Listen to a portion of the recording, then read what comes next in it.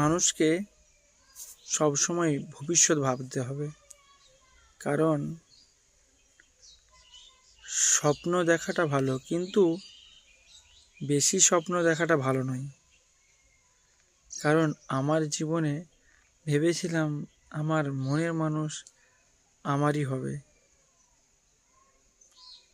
কিন্তু আজ আমার মনের মানুষ আমার কাছে নেই, শুধু মনেই থেকে গেছে।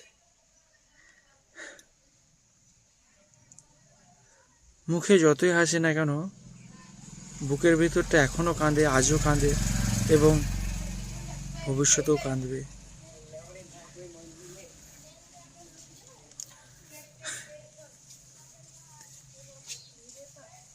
কি বলবো,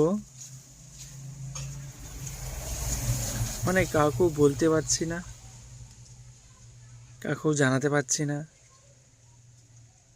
মুখে একটু হাসি নিয়ে বেঁচে আছি।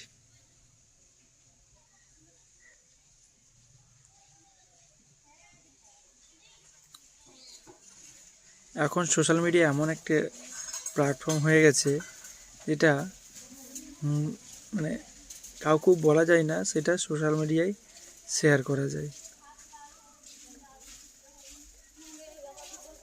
মনের কথাগুলো বলা যায়।